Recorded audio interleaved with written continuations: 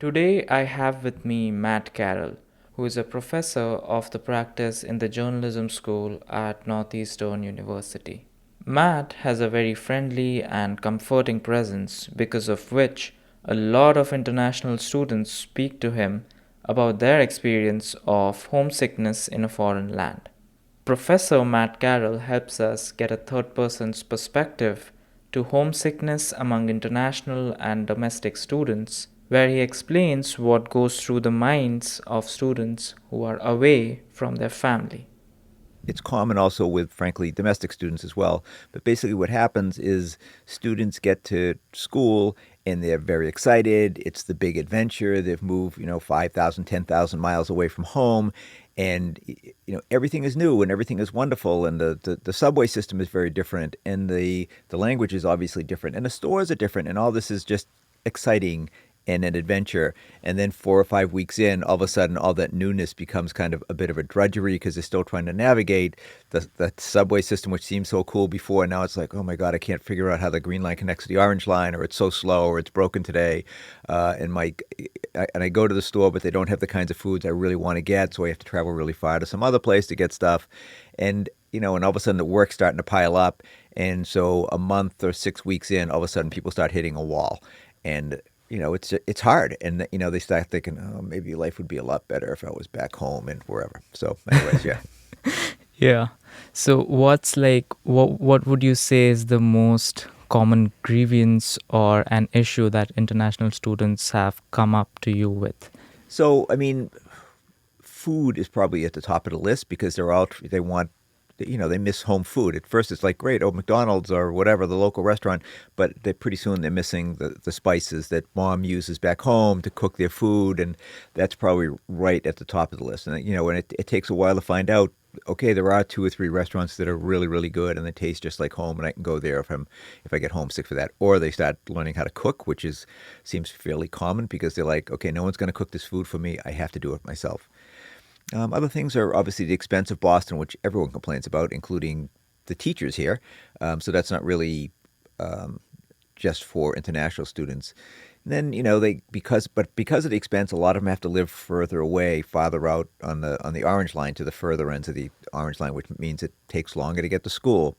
A lot of them now are starting to realize the winter is going to be cold, and they've never really gone through a cold season before. So that is an issue for a bunch of them as well.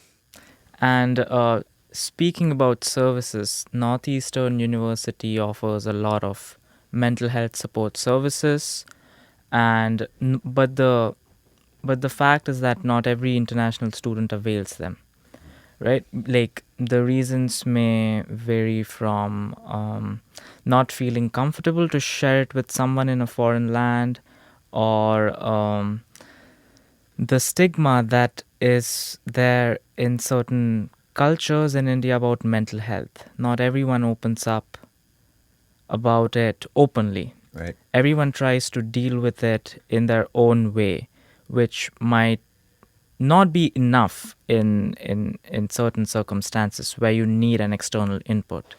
So, how does a professor or a local student, help an international student in that scenario?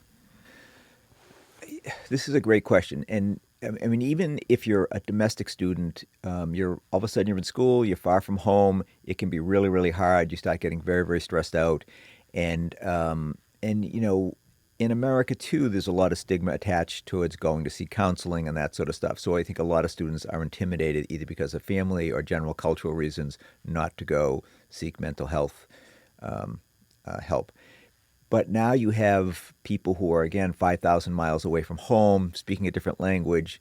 They can't eat the right food, and it's much, much harder. And you're right, there's a lot of stigma attached in a lot of different places about seeking mental health help. So that makes it all the more difficult. I do have a lot of students who come in and they're upset about one thing or another, class or just general life. They've kind of been beaten down a little bit.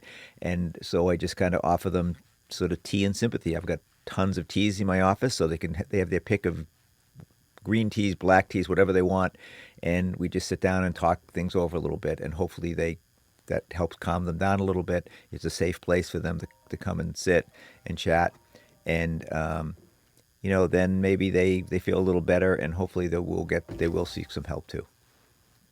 That was an amazing chat with you, Matt. Thank you so much for your input. And I'm really glad that the students have at least some professors whom they can go talk to when they're not feeling their best. Well, thank you very much. It was nice to be here.